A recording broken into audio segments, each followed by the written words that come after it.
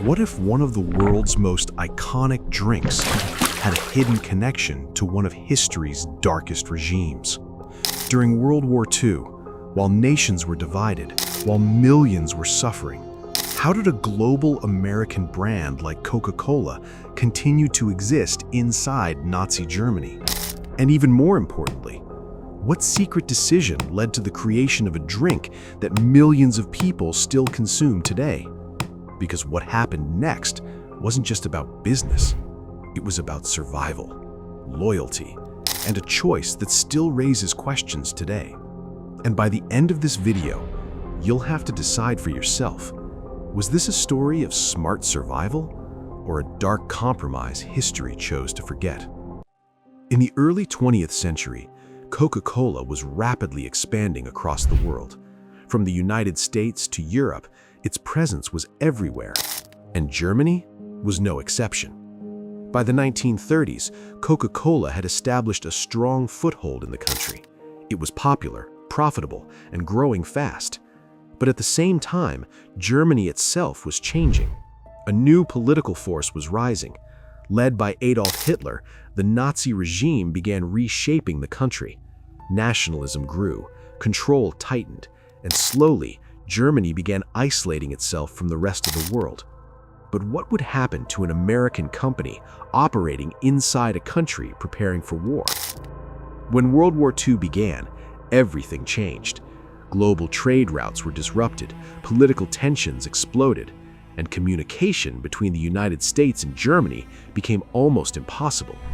For Coca-Cola Germany, this created a serious problem, because the key ingredient needed to produce Coca-Cola, the syrup, was imported directly from America. And now, that supply was completely cut off. Factories slowed down, production dropped, and suddenly, Coca-Cola in Germany was on the verge of disappearing.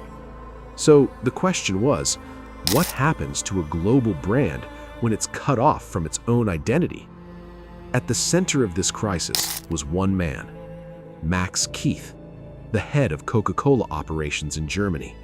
He faced an impossible choice: shut down the business completely or find a way to survive without any support from the parent company.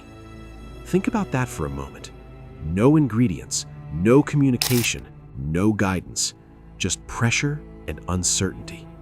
So what do you do when everything you depend on suddenly disappears? Do you walk away, or do you create something new? Max Keith made his decision.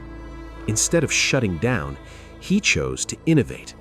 Using whatever ingredients he could find, leftover materials, scraps from other industries, he began experimenting. And eventually, he created something completely new. A different drink, a substitute, a product that could keep the company alive. That drink was called Fanta. Yes, the same Fanta that millions of people drink today.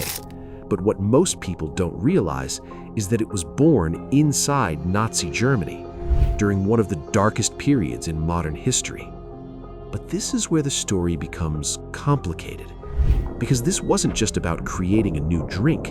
It was about operating inside a regime that controlled nearly every aspect of life. Businesses had to adapt. They had to follow rules. They had to survive. And sometimes, survival meant making uncomfortable decisions. So the real question is, was this simply a business trying to stay alive, or was it a company choosing to cooperate in order to survive? Because history doesn't always give us clear answers. It gives us situations where right and wrong become blurred. When history finally ended, Germany changed once again. The Nazi regime collapsed, and Coca-Cola returned. The company regained control of its operations. Production of its original drink resumed. But Fanta didn't disappear. Instead, it evolved. It became a global product, a brand of its own. And today, it's sold in countries all over the world. So the next time you open a bottle of Fanta, take a moment to think, do you really know where it came from? Because sometimes the things we see as ordinary have origins rooted in extraordinary and uncomfortable history. And maybe the real question isn't just about a drink, but about the choices people make when survival is on the line.